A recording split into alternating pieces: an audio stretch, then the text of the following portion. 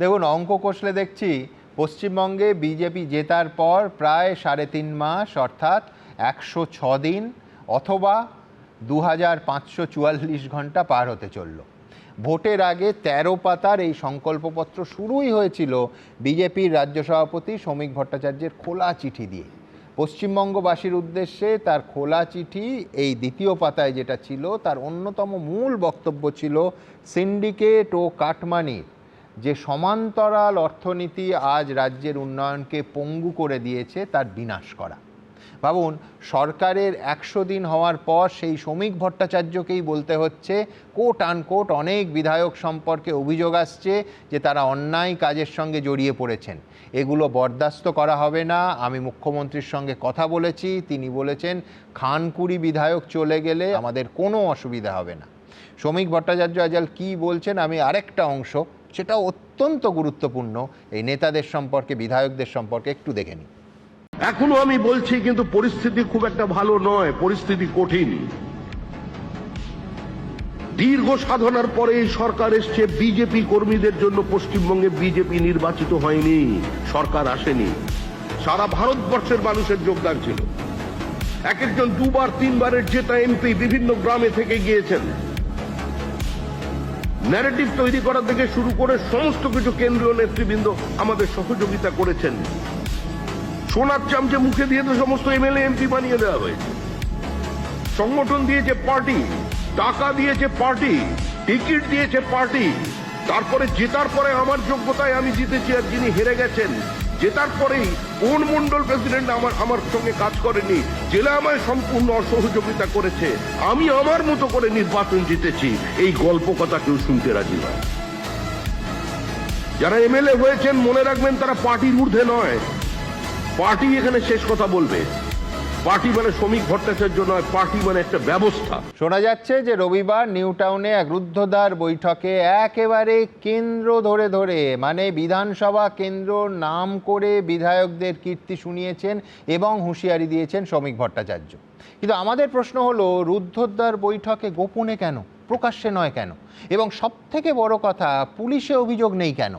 সত্যিই যদি বিজেপি 22 জন নেতাকে বরখাস্ত করে তোলাবাজি সহ একাধিক অভিযোগে, যেটা করে থাকলে নিঃসন্দেহে সেদিনও প্রশংসা করেছি, আজও করছি, কিন্তু এক, তাদের নাম প্রকাশ্যে বলছে না কেন? এবং দুই, তোলাবাজি তো ক্রিমিনাল অফেন্স, পুলিশে অভিযোগ কই? গ্রেফতার হচ্ছে না কেন সেই নেতারা যারা 100 দিনেই নিজেদের পকেট ভরেছে? আর এটা না হলে সবটা লোক দেখানো কিনা সেই প্রশ্ন উঠবে, এবং প্রশ্ন উঠবে যে সবটা মুখ আর মুখোশের খেলা কিনা। সায়ন্তন বসু কি বলেন? না, দেখুন, একটা কনফিউশন হচ্ছে। এই যে মিষ্টির দোকানের ঘটনাটা দেখাচ্ছেন, এর একটা বাইট দেখলাম, সে বলছে আমি মণ্ডল যুব মোর্চার সভাপতি। আমি যখন এই অনুষ্ঠানে আসছি, আমি জেলা সভাপতি বিজেপির দক্ষিণ কলকাতা, তাকে ফোন করলাম। সে আমাকে বলল, দাদা আমাদের কোনো মণ্ডল যুব মোর্চার প্রেসিডেন্ট অ্যাপয়েন্টই হয়নি ভোটের পরে, এবং ভোটের আগেও ছিল না। এবং এই যে ছেলেটি, এই ছেলেটি হয়তো বিজেপির কোনো মিছিলের 4 তারিখের পরে হাঁটতে পারে, বিজেপির সামান্যতম কোনো পদেও নেই। এর বিরুদ্ধে পুলিশের উচিত এই যে মিথ্যা কথা বলেছে এটারও মামলা যোগ করা। ঠিক, আপনি বলছেন উচিত, আমি একমত হচ্ছি, কিন্তু আজকে আমরা আলোচনা করছি সিসিটিভি ফুটেজ এবিপি আনন্দ সামনে আসার এবার 18 তারিখ, দাদা এটা 14 তারিখের ঘটনা। পুলিশ তাকে বিজেপি পরিচয় না জেনেই বা না দেখেই বা না ভেরিফাই করে যদি জামিন দেয়, আমি বলছি তাহলে ঈশ্বর আমাদের রক্ষা করুন, কারণ পুলিশ পারবে না। বিজেপি পরিচয়টা এখানে ম্যাটার নয়, law will take its own course. আইন অনুসারে পুলিশকে ব্যবস্থা নিতে হবে। যেখানে আঙ্গুল ভেঙেছে সেখানে আমি জানি না, আপনারা বলছেন জামিনযোগ্য ধারা দিয়েছে, কি কি সেকশন হয় আমি দিয়েছে আমি জানি না, যদি আপনারা দেখান তাহলে সলিলদা বসে আছেন বা কিন্তু আঙ্গুল ভেঙে গেলে বেলেবল সেকশন দেওয়া যায় না। আমরা এতদিন রাজনীতি করছি, আমরা জানি। ঠিক, ছেলেটি আগাম জামিন কি করে পেলো, পুলিশের সেখানে কি ভূমিকা, এটা দেখা দরকার।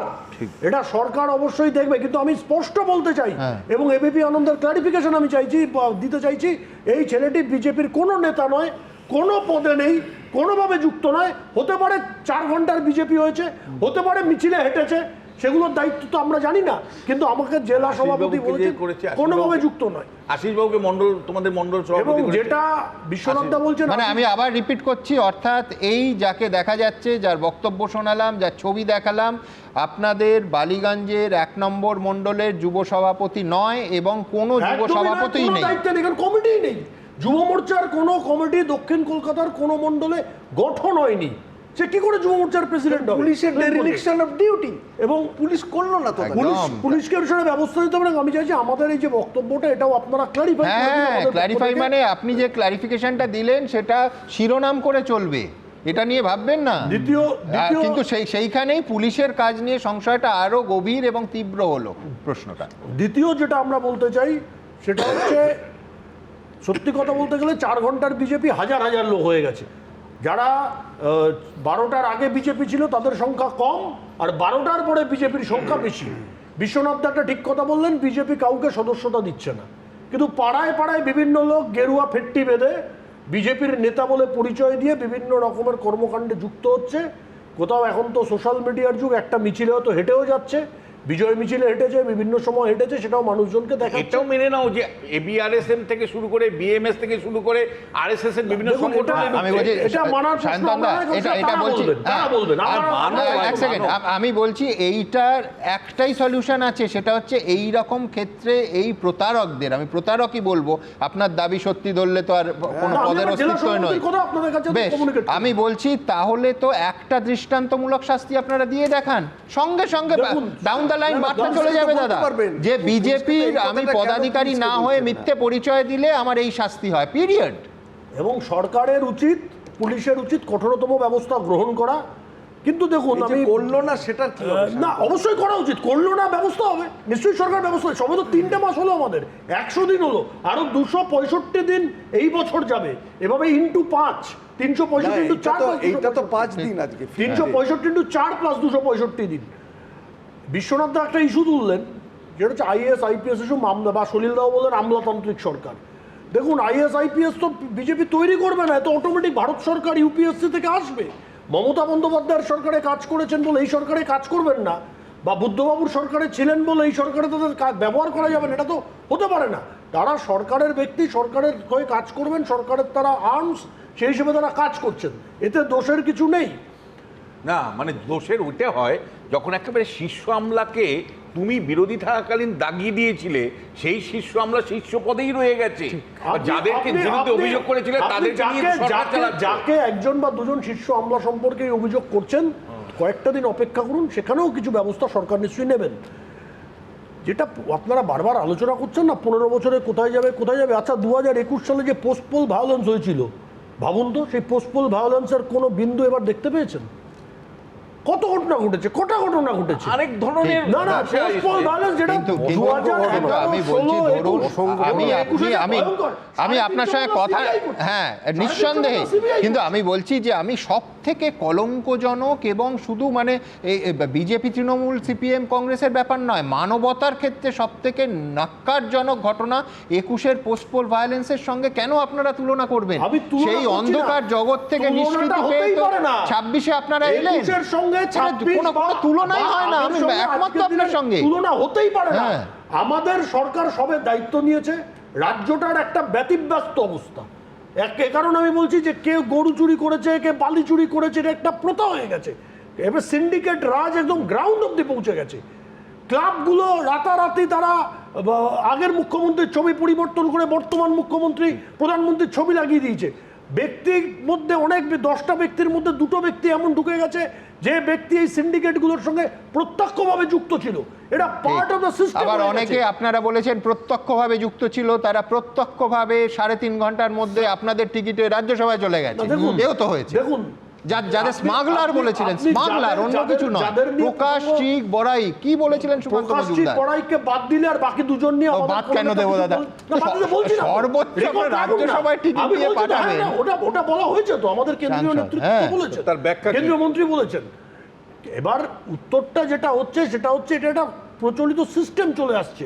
আমার কাছে আলাদিনের আশ্চর্য প্রদীপ নেই যে আমি 105 দিনের মাথায় পুরো এমন একটা প্রদীপ জ্বালিয়ে দেবো যে এখানে সব চোর গুন্ডা বদমাস সাধু সন্ন্যাসী হয়ে হরিনাম সংকীর্তন করতে শুরু শান্তনু, আমি করে 1 মিনিট নিচ্ছি। তুমি যখন সর্বোচ্চ পর্যায় থেকে যখন প্রকাশিক বড়াইকে নিচ্ছ, তার মধ্য দিয়ে কিন্তু তুমি বার্তা দিচ্ছ যে হ্যাঁ, এই ধরনের যাদেরকে আমি অভিযুক্ত করেছিলাম তাদেরকেই যদি দলীয় পতাকা নিয়ে সাংসদ করতে পারি, তোমরাও কিন্তু লোকাল লেভেলে কাউন্সিলরকে নিতে পারো, তোমরাও লোকাল লেভেলে তৃণমূলকে নিতে পারো। সেই বার্তাটাই তোমরা দিয়েছো। প্রকাশ চিক বড়াইকের বিরুদ্ধে অভিযোগ আছে, তদন্ত হোক, কিন্তু বার্তাটা যেটা রাজনৈতিক বাকি বার্তাটা যে কি? ঘটনাগুলো পাড়ায় পাড়ায় লোকে দেখেছে, অত্যাচারিত হয়েছে, তার সঙ্গে ওই ঘটনার তুলনা হয় না। মানুষ ঠিক, কিন্তু আমি বলছি বিশ্বনাথ চক্রবর্তী বলছেন বার্তার কথা, আমি বলছি পরোক্ষ বার্তা বাদ দিন, প্রত্যক্ষ বার্তা কি? যে বিজেপিতে এলে তৃণমূলও ভালো তৃণমূল হয়ে যায়, এক্ষুনি কেউ কাউন্টার করতে পারেন? আমি তার সামনে শুধু একটা ফুটেজ, একেবারে টাটকা ফুটেজ, অশোক দিন্দা তিনি কি বলছেন সেই ফুটেজটা দেখুন, তারপরে বুঝবেন যে তৃণমূল থেকে বিজেপিতে গেলে আক্ষরিক অর্থে কতটা প্রোটেকশন পাওয়া যায়। আমি বলছি এর বাইরে আর কোনো তর্কই চলতে পারে না। অশোক দিন্দাকে ধন্যবাদ যে অন ক্যামেরা, পরে ফুটেজটা পুরো চললে দেখতে পাবেন শেষের দিকে তিনিও হয়তো রিয়েলাইজ করলেন যে ক্যামেরা চলছিল, একটু চমকে উঠলেন। কিন্তু আমি বলছি এর থেকে সৎ স্বীকারোক্তি ইদানিংকালে টেলিভিশনের পর্দায় বা মোবাইলের পর্দায় আপনারা দেখেননি। এ কিন্তু আমি বাজি লড়তে পারি। দেখুন, 2 নম্বর বিষয়, খুব ইম্পর্টেন্ট বিষয়, যারা যারা এখানে সমর্থন করেছে তারা আর টিএমসি নেই, তারা আর কালীঘাট টিএমসি নেই, ঠিক আছে?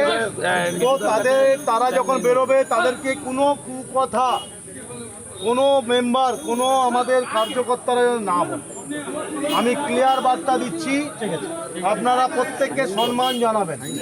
তাদের এলে আমাদের যেরকম মালা পরবে তারাও মালা পরে বেরোবে। কোনো রকমভাবে কোনো যেন কুকথা কেউ যেন না বলে। আমি যদি জানতে পারি তাহলে কিন্তু খুব খারাপ হবে, ঠিক আছে? 2, আমি বলছি এর থেকে স্পষ্ট বার্তা হয়।